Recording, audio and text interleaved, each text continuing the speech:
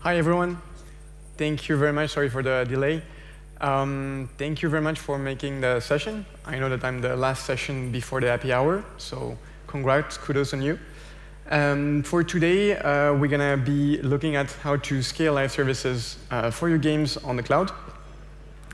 To get started, a quick intro. So I've been for 7 years at Google Cloud. For the past 4 years, I've been working with Ubisoft.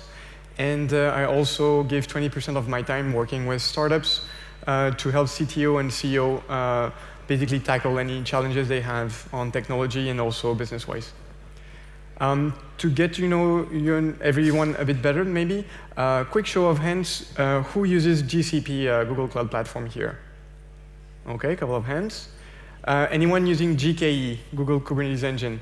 Yes. And third question, anyone using Agones?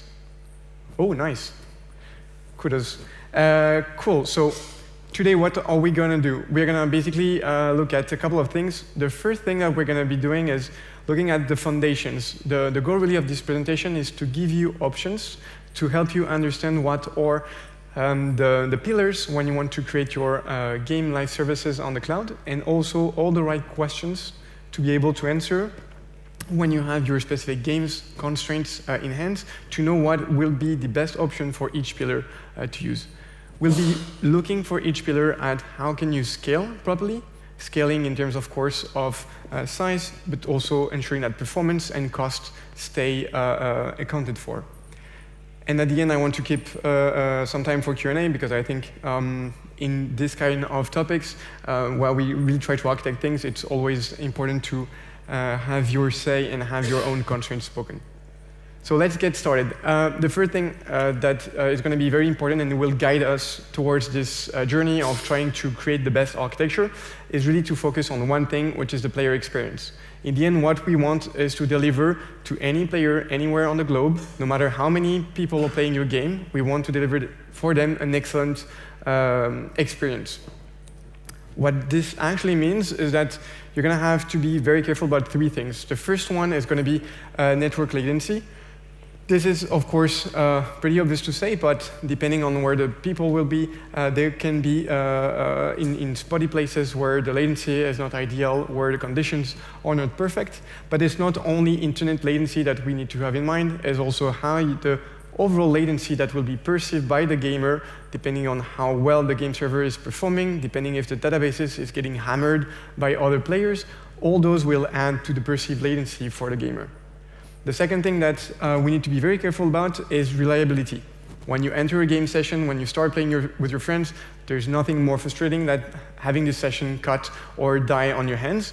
So this, of course, means that you need to be able to make sure that everything that you're designing will run very well on the cloud, but also that if an attack happens or if something needs to be mitigated, you have strategies in place to do that automatically. The last one is this notion of availability and scale. So when you're going to have players starting to play your game from anywhere in the world, you really need to be aware of, is there portions of my game, portions of the backend architecture that are not performing as well, for instance, maybe in South America or in some part of Europe. You need to really monitor those to be able to find those hotspots and find a solution for those. So if we look at the different pillars and the foundation that we want to be working on. So today we're going to explore those 4 pillars with security and networking as, I would say, a base one. So game servers, that's going to be the first one that we're going to dive into. How can I create game servers? What are the right decisions? What are the technology that I can leverage on the cloud to do so? Second will be about matchmaking, making sure that you can give a proper match response to your players quickly and efficiently. Then we're going to move on analyzing data. How can you do that real time? How can you make sure that you help anyone in the company access the data that you're going to be collecting for this multiplayer part? And the last one, not super sexy, but needs to be discussed, the database part. How do you pick the right database for each component, I would say, of your game? So let's get started. As I said, my goal is really to help you design and architect a backend. So we're going to start with a very, very vanilla high-level architecture. I know that I'm going to have my players on the left. I know that I'm going to have them connect to some kind in the middle of services. So there's going to be a front end somewhere. There's going to be some services for authentication, for leaderboards. There's going to be a matchmaker somewhere in the mix. I know also that my game needs to be global, so I'm going to be spreading on multiple regions. I don't know how many yet, but I know that I will have several of those.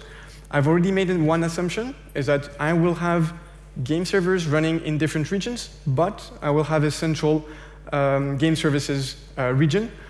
That also is a choice that we can challenge, but usually that's good enough because in terms of latency needs, services are much less, or much more tolerant to latency than game servers. I will also know that I will need some database and caching, and I will have my analytics stack somewhere around this architecture. So let's get started with the game servers. So for game servers, what we're going to be looking at is Google Kubernetes Engine and Agones. Why those? Well, the main reason is that to be able to deploy, scale, and maintain game servers efficiently, we're going to go to containers. So why containers? Well, it's really the base component that we need to work with to be able to have a consistent environment that when we develop on it, when we create the code, we know that once it's packaged, when it's built, it's going to run anywhere. We know that it's isolated from other game servers in containers that are going to run, and it's basically becoming your asset, the element that you're indeed putting to production. If we look quickly for people who are not super familiar with containers, just to compare it to standard servers or VMs, on a server, you basically need to handle everything from hardware up to your code. On VMs, usually you don't see the hardware anymore. It's completely abstracted to you. And if we go to the container, you actually just write code, have your dependencies in it, and then you're super happy. What the benefits that this unlocks are plenty.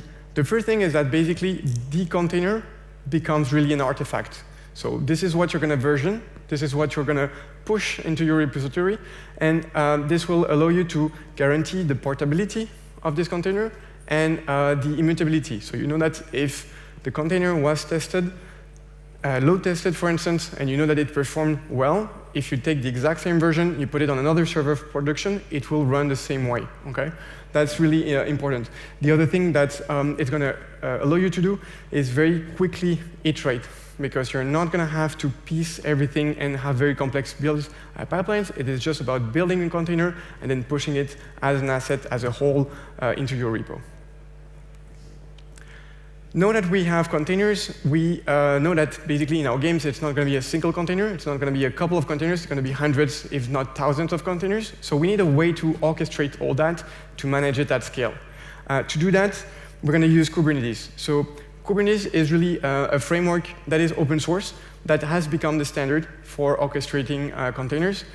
It is very efficient to manage big scale, big number of containers. However, Kubernetes can be quickly overwhelming when you need to maintain multiple clusters of it.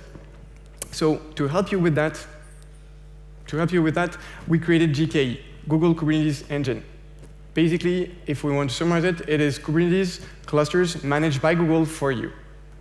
GKE, believe it or not, has 10 years this year. So we've been running clusters in production on GKE for our customers for more than 10 years now. And it is really battle tested, so we can scale to thousands of nodes, meaning that we can really scale to hundreds of thousands of containers with GKE. It is secured by design, so we've optimized the OS it runs on, we've optimized the network, the services for security, for exposing your services, etc. And what is also very interesting is that GKE comes into two flavors. You have GKE, what we call standard, which really gives you the full control of your cluster. You can decide how nodes are spawned, the version of Kubernetes that is running, etc., etc. But of course, it's a bit more maintenance for your ops team. Or you can have the really fully managed version that is called Autopilot. In Autopilot, you actually don't care at all about the machines underlying your cluster. You only care about your containers. And you're also actually built only for your containers consumption. So this is a very, very interesting mode to be able to run Kubernetes on. It's really all about the containers, making sure that they scale along the road. If we look a bit at the architecture of a GKE cluster, you're going to have three main parts. So on the left part, you're going to have what we call the control plane. So this is basically all the management, all the Kubernetes system elements that are going to be there. This is managed by Google. This is not something that you need to care about. The middle blue part is the nodes. So basically, those are virtual machines that will be used by Kubernetes to provision all the containers that you ask it to. This basically is up to you when you're in standard mode, and this becomes managed for you when you're autopilot. Then you have all those white boxes, so basically all the pods, all the containers that you're going to be deploying on Kubernetes. That's really your role. And on the right side, in the yellow box, you have all the different services that are also managed for you, and that can be used by GKE depending on what you ask it to do. So for instance, if you want storage, if you want a load balancer, if you want a security element, if you want also with your cloud operations part, if you want to have logging and monitoring activated so that you can have observability and metrics available for your cluster. So this is the architecture that we'll be working with GKE. The idea, again, with this is we have the orchestration, we have our containers, but we know that it is really important to keep our focus on our game, on designing exactly what will differentiate it. So usually autopilot is really the way to go first. You use GKE, start with autopilot. If it's too restrictive, if autopilot does not allow you to do exactly what you want to do with Kubernetes, then consider standard. Why? Because every hour that we'll be spending on tinkering and tweaking Kubernetes, it's nice, it's interesting, but it's hours away from really refining your game. So now we know that we're going to be using Kubernetes. However, Kubernetes by default only knows one concept, which is I have a container, I'm running it on one of my nodes. That's it. I don't know what is in the container. And by default, Kubernetes handles what we call stateless containers, meaning that if the container dies, that's no bother. I'll just create a new one with the same image. It should do the same thing. Of course, we know that game servers are not stateless elements, and therefore we need to teach Kubernetes how it can actually manage our containers that are specific containers that are game servers. And to do that, we built Agoness. So it's actually been co-developed between Google and Ubisoft. It's an open source framework also. That you can extend. And by default, what Agoness will do is basically it's going to teach Kubernetes what a game server is, how it should be managed, what is the lifecycle of a game server. It will also be able to export specific metrics for game servers.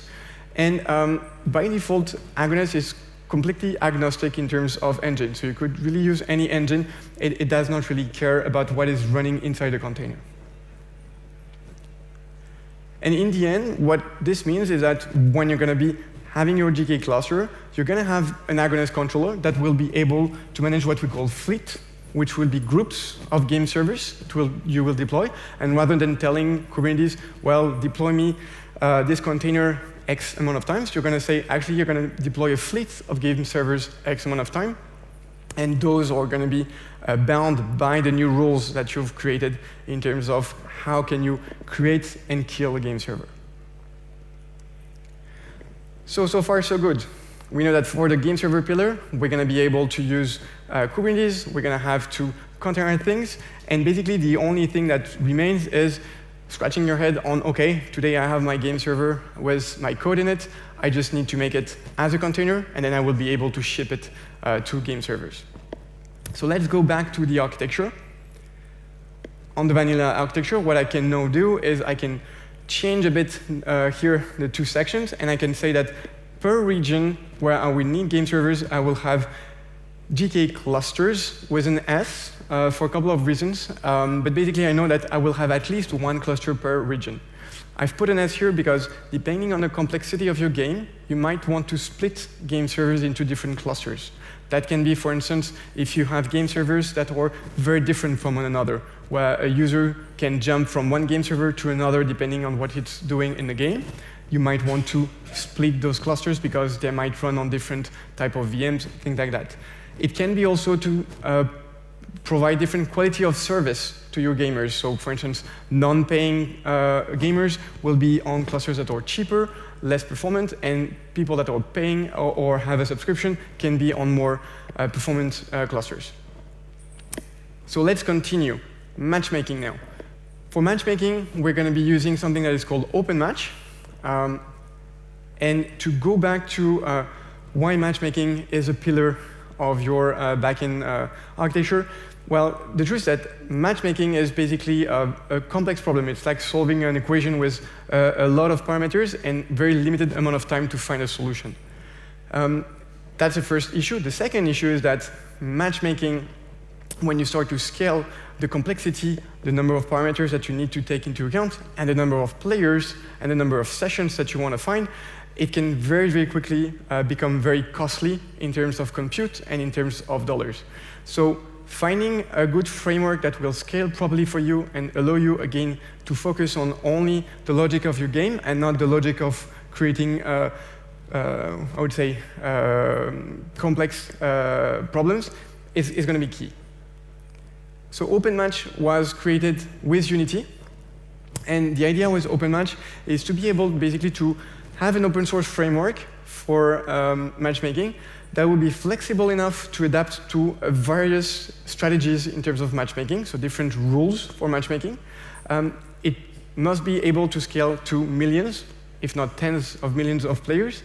And also, very importantly, it will need to be able to be observable. So I need to know every time for every match what was my response time, how many players, what was my match ratio, etc.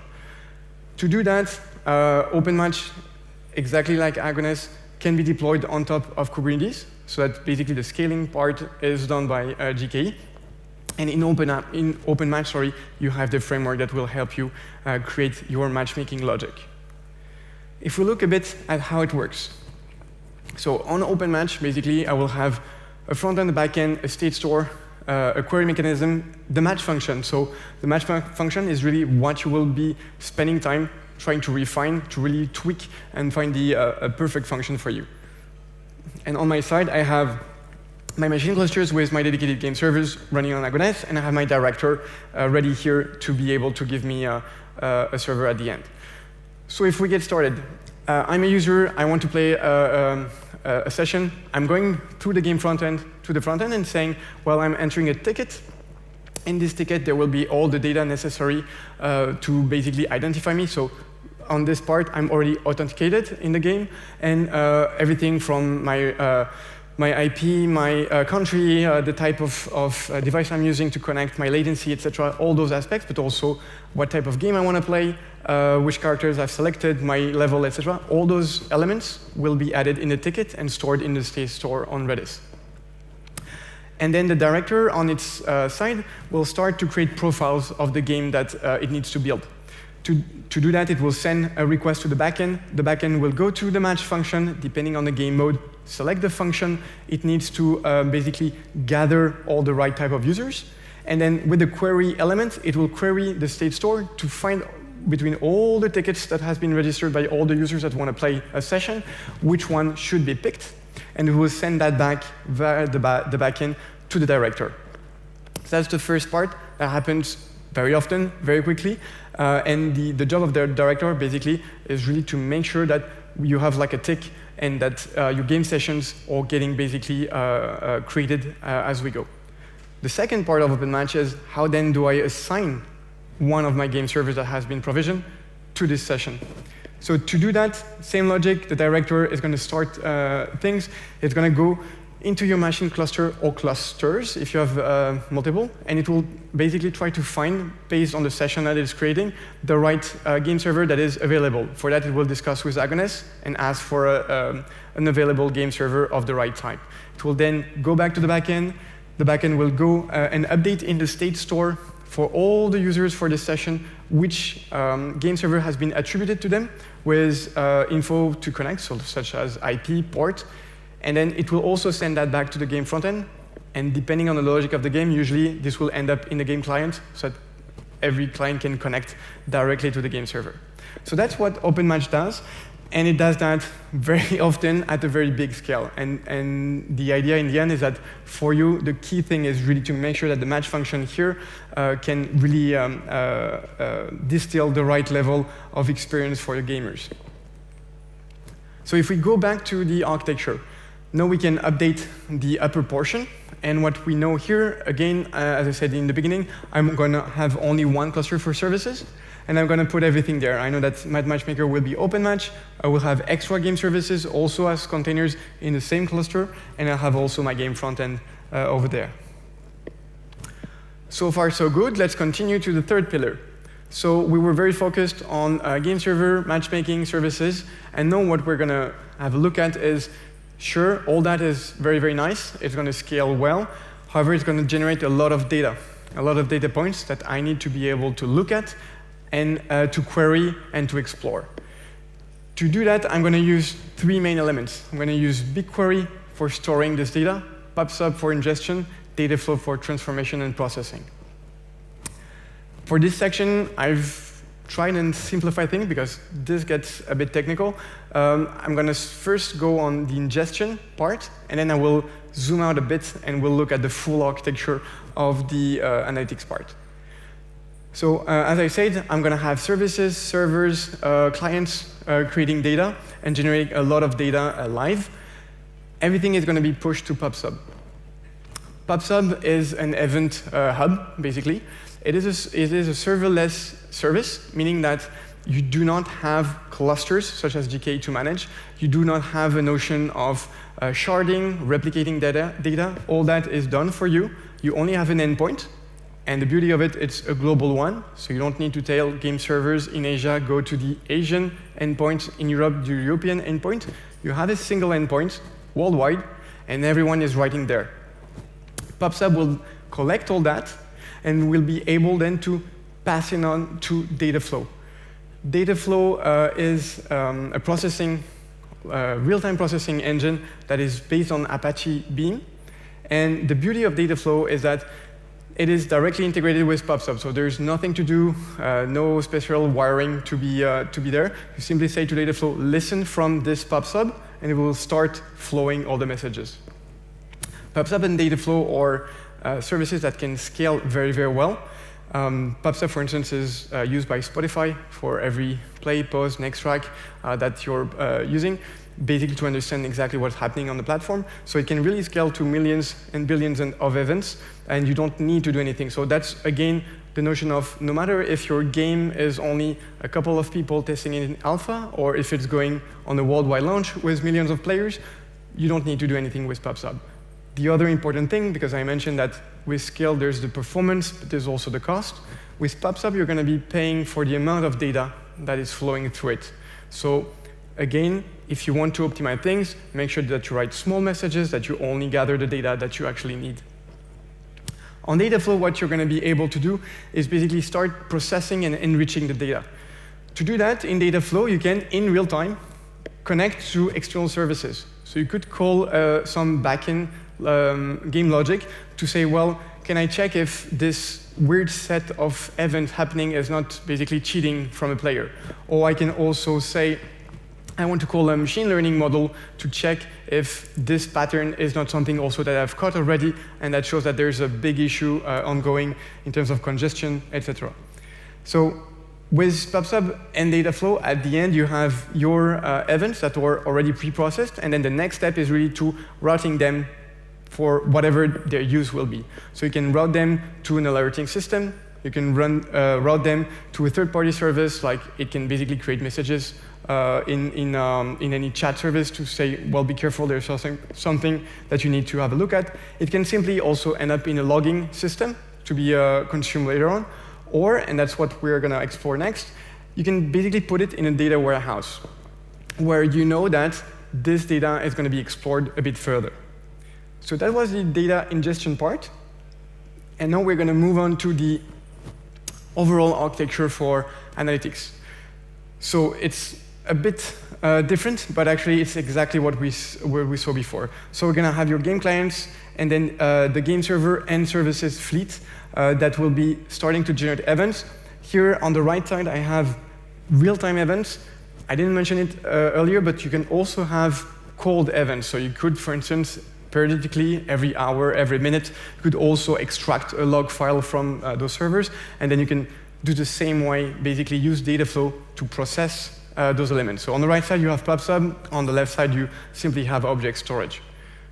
We're going to enrich this data by calling, as I said, any third-party external services. So it could be an API, it could be machine learning models, and at the end, this data is going to flow into BigQuery. BigQuery, again, a managed service where you don't need to scale, you don't need to handle any data replication or sharding. You simply define in BigQuery the schema of the data that you want to store, and then you pour data in. So this is just this notion of I'm going to create, for instance, a table for my player data, for my games data, for the purchases, for the transactions, for everything that you want to store. And then you're going to simply connect the pipeline from Dataflow, saying this is where you need to write. Sorry. In BigQuery, what is really, really nice also, same logic as I said before with PubSub, BigQuery will cost you almost nothing if you have no player, because it's going to basically be built based on the amount of data. That's very cheap. It's really on the level of what you will see on any object storage S3 equivalent. And on the amount of data that you're querying, meaning if you don't do any analysis, there's no cost.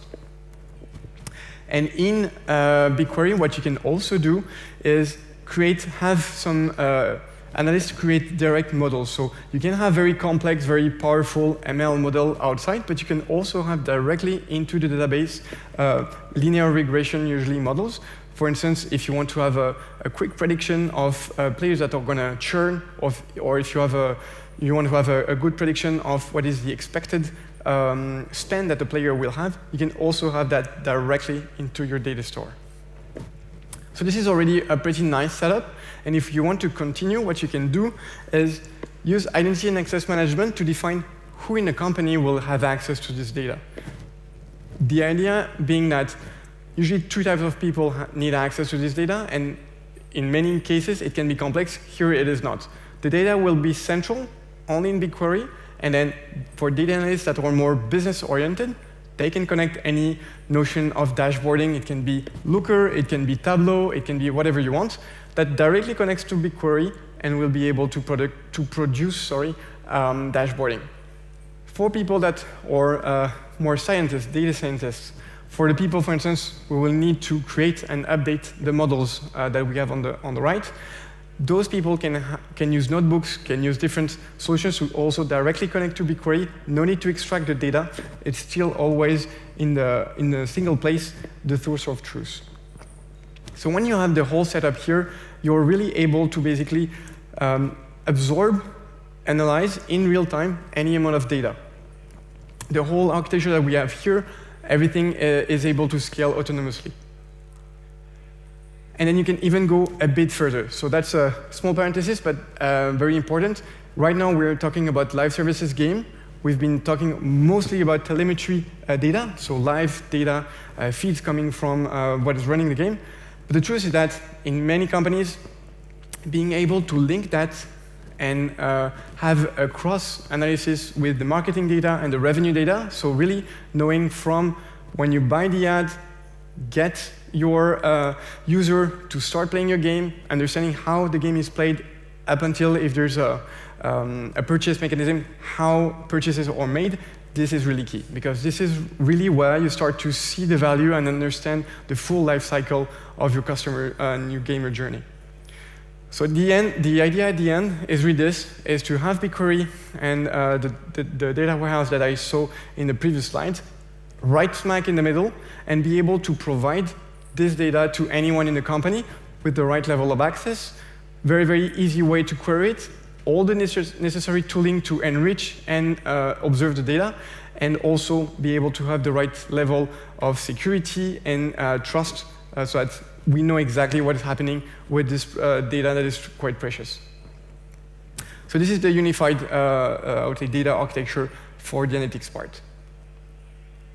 So if I go back to my architecture, the analytics very small blob here is going to evolve. It's going to become basically this. So I have my single entry point. I have my PubSub collector. This will flow into the data flow for event processing, for event enrichment. And then it will end up in warehousing in BigQuery, where I can do two things. I didn't put arrows for simplicity, but I can add the data I mentioned from user acquisition and from the marketing team. And then I will open this data to exploration, to business people, to tech people, and to data scientists. Last pillar, databases. So here, what we want to do is have a look at the different components of my game and try to find the best fit for each component. Where should it store the data? I've put here a couple of examples of things that are in your game live services, and that will, of course, have very different requirements. So, for instance, the service that will handle the player profiles, or the service that will handle the microtransactions in your game, the leaderboards, and the state authority, of course, all need very different aspects from a database. And if we look the other way around, if we look from the database point of view, it is important that we select databases that can scale very quickly up and down. That's really the part that sometimes we forget. The down part is really important to make sure that the cost is directly linked to the number of players that are in your game. And the other thing is we need to make sure that we find databases that are managed services where everything is encompassed, so that there's no hidden cost, there's no moment where you're like, oops, I'm at the limit of scaling, now I need to plan a full migration of the database to another technology. And to help you with that, we have 3 databases that we use usually for gaming needs, and 1 caching service. So the first database type is called Spanner, Cloud Spanner. This is basically the database that is behind Gmail, storing the emails.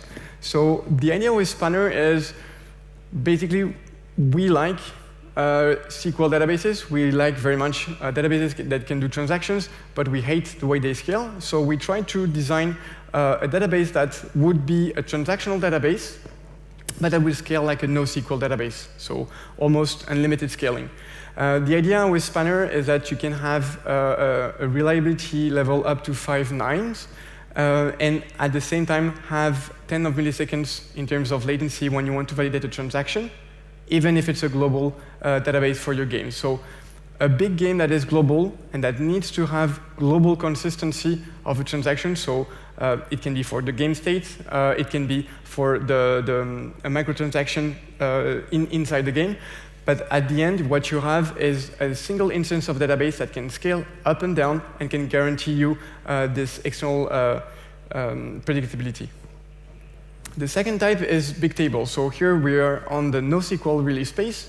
The idea with Bigtable is if you have a need to have a lot of events coming in a database, and you need to also have a lot of read and writes on this database, this is the table for you. So for instance, this is the kind of database that internally in Google we use for YouTube, we use for ads, where we have a lot of events to track, and we also have a lot of query to respond to.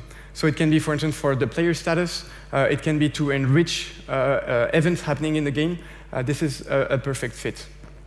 Same notion as Spanner. Bigtable scale completely seamlessly. You simply say that you have more requests coming in, and it will scale for you up and down.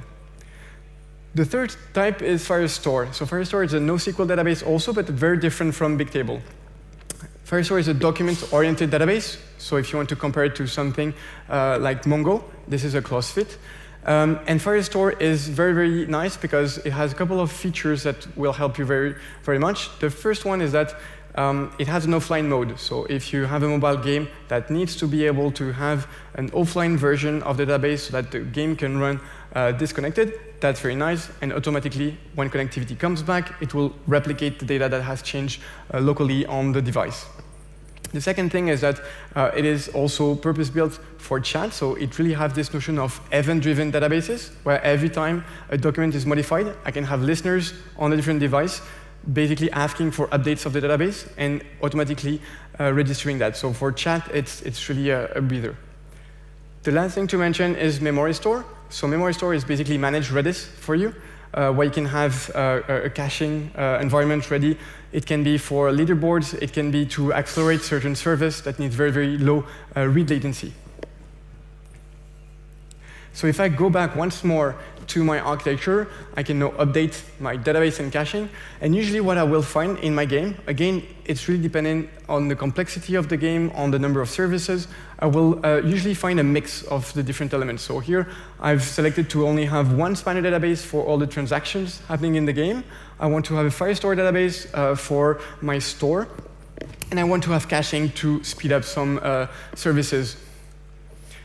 So in the end, one thing to really remember is this notion of being able to select databases that scale easily, but also making sure that you're selecting the right database for the right purpose.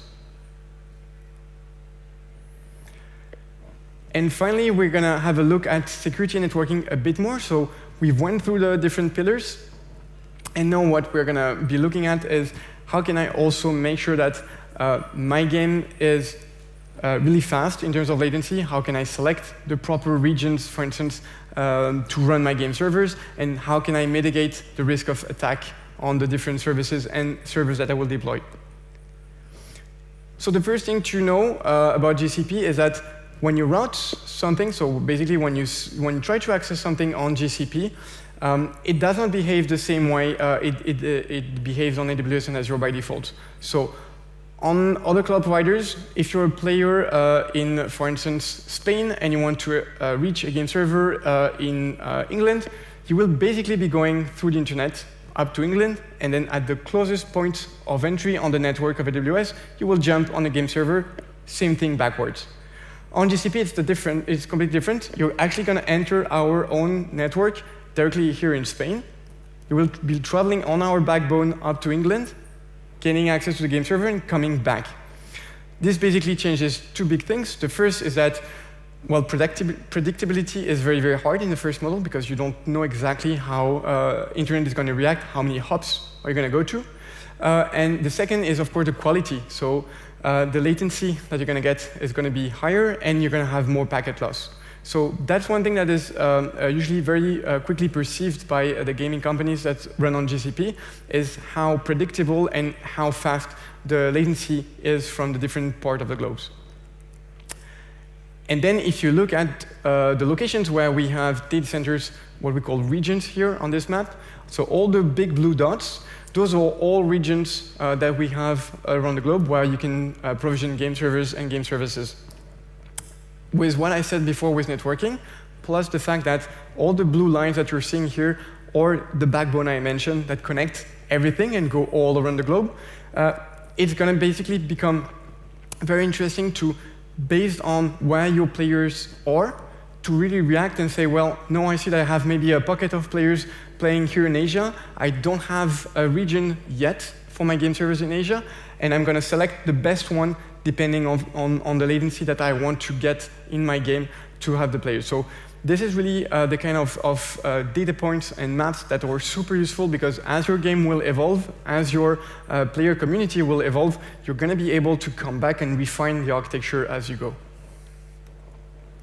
And if we speak a bit about security, I just wanted to mention basically two things. So usually on the game backend, what you want to do is be able to provide security for layer 7, which is basically HTTP, HTTPS services that are exposed, so usually your game services, and also for L4, that we'll see afterwards, which will be your game servers. So for layer 7 protection, what you're going to be able to do is use a service that is called Cloud Armor. Cloud Armor is basically going to enable you to create rules to be able to fend off attacks that can happen. So with Cloud Armor, what you can do is you can say, well, this IP has been hammering down my game, I want to blacklist it. And by default, automatically, this is applied, and this can protect services that are in any region. It can actually even protect services that are not running on GCP. The second thing that you can do is say, well, actually, I have a bit more specific needs, and I want to protect only some elements, or I want to rate limit. I don't want someone who is hammering down my authentication service. I don't want to ban this person, but I'm going to rate limit for this game service. I'm going to rate limit exactly what can happen. The next step to that is to enable adaptive protection. So adaptive protection is basically saying to Cloud Armor, well, there are types of attacks that I cannot even write rules for. They're too complex, and I cannot find the right IP. I cannot find the right rate limitation that allows me to mitigate those. So I'm going to let you basically look at all the traffic that is coming on my different services that I want to protect, and it's going to basically try and identify patterns that are abnormal, and it will propose you rules. Basically, it's going to write for you the rules for Cloud Armor, and you're going to be able to say, yes, I want to implement this rule, I want to test it on a portion of traffic, or I want to directly push it to production. So that's what Cloud Armor can give you for layer 7 services. And for layer 4, it's a bit more crude, because layer 4, of course, has a bit less features, but what we can do to protect a game server, for instance, running on GKE, even on the VM, via directly publicly exposed IP, we can basically be able to say, I want to have the same notion of being able to limit by rules the number of IPs that can connect to a service. I want to also be able to detect DDoS elements that will be attacking my service and my VMs. And Cloud Armor, again, will react to protect, fend off the bad traffic, and let only the good traffic go to your game servers. So if we go back one last time to our architecture, here I'm going to basically simply update what I have here. So on my game services, as most of the time this will be layer 7, I'm going to be able to have load balancing if I want. I'm going to have Cloud Armor for layer 7. And on the other elements, basically on my game servers, usually I don't want any notion of load balancing, so I will simply put Cloud Armor on top of it to make sure that I can fend off attacks. So in the end, I have my, I would say, overall architecture. Again, as we said during this presentation, the goal is really for you to refine it and tune it to exactly your needs. And if we try to wrap up, here are basically the 4 pillars that we went through. It is very important to be able, from the get-go, have this in mind. This will be basically what guides you towards the various steps, the various iterations, for your architecture, making sure that every step of the way you can progress and continue making the right choices, both for game servers, matchmaking, the analytics part, and databases. What is really important to remember is that you will never get it right from the get-go. This is really a living architecture. It will change. It will have to be adapted. With that, thank you very much for your attention, and let's open up for questions.